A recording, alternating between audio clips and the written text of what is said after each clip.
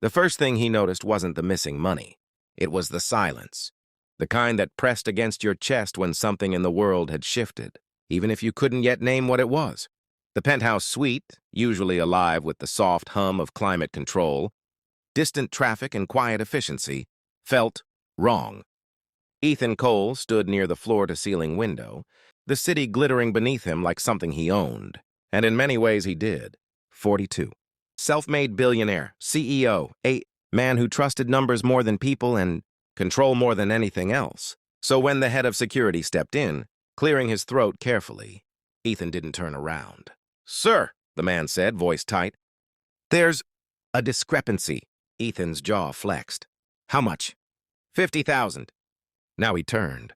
Not shocked, not angry, just cold. "Who's been in here?" The answer came quicker than expected. The usual staff.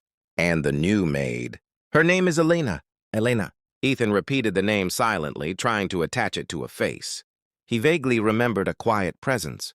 Someone who moved like she was trying not to exist. Invisible people made him uneasy.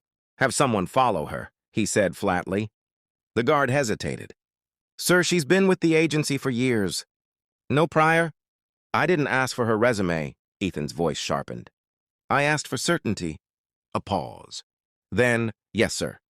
Elena didn't know she was being followed. She finished her shift like she always did, methodically, carefully leaving no trace of herself behind.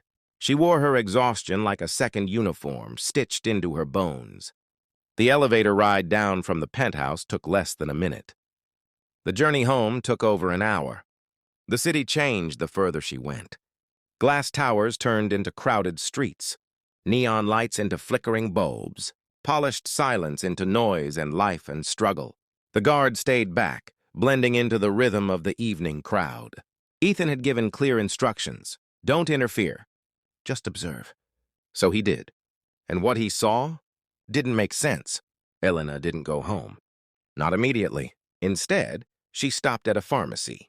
She stood in line for a long time, counting crumpled bills in her hand, her lips moving silently as if she was doing math over and over again.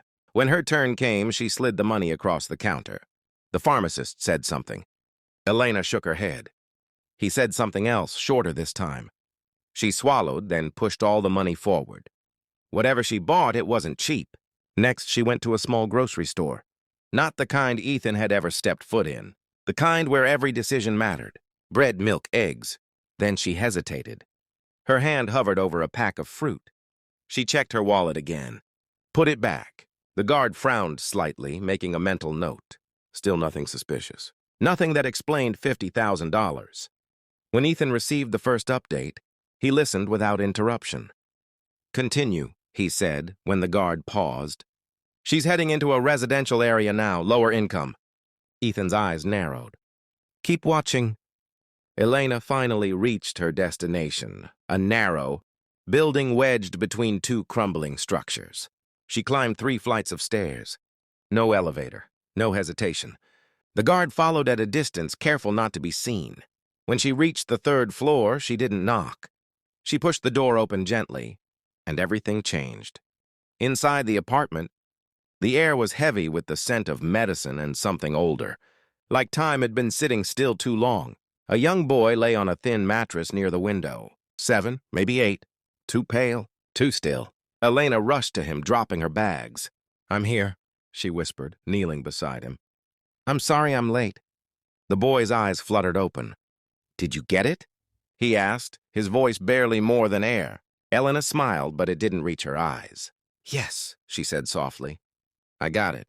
She held up the small paper bag from the pharmacy like it was something sacred. The guard shifted slightly in the hallway, trying to hear better. This wasn't what he expected. This wasn't anything like theft.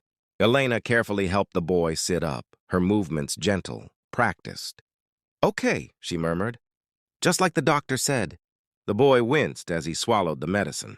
"Does it make it go away?" he asked. Elena hesitated. Just for a second. Then she nodded. "It helps," she said. That seemed to be enough. The boy relaxed back onto the mattress, his breathing shallow but steady. Elena brushed his hair back, her hand trembling slightly. "I'm here," she whispered again. Always the same words. like a promise she couldn't afford to break. The guard reported everything, every detail, every word he could remember. There was a long silence on the other end of the line. Then Ethan spoke. "Stay there." Ethan didn't usually drive himself, but that night he did. No driver, no assistant, no announcement. Just him, the city, and a quiet discomfort he couldn't quite shake. He arrived at the building nearly an hour later.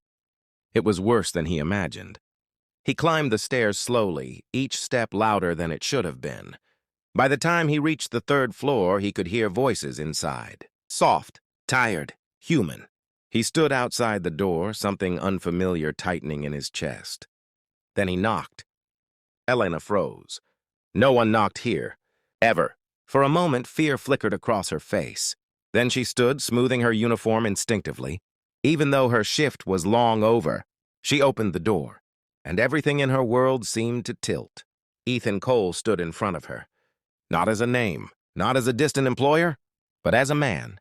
Real, present, watching her. Her first instinct was panic.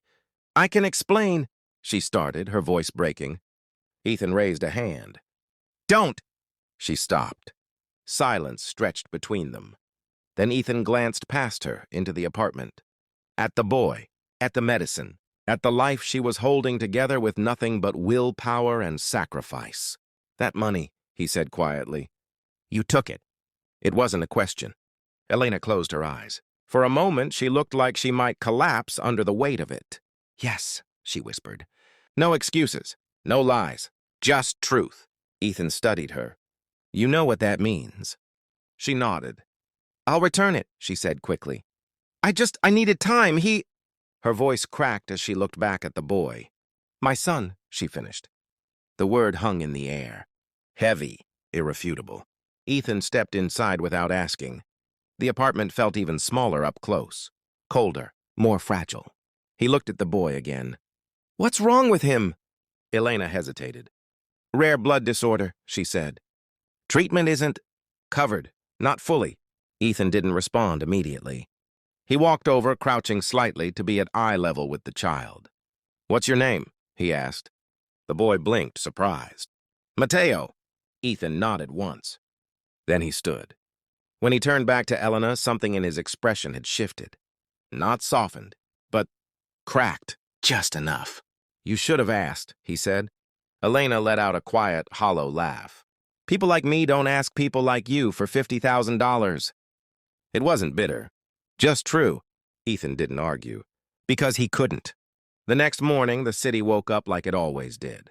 Busy, indifferent, unchanged. But inside one quiet corner of it, something had. Elena sat beside Mateo, half asleep, when there was another knock. This time she opened the door without fear. A medical team stood outside. Behind them, "Ethan! Pack what you need," he said simply. She stared at him. "I don't understand." "You will."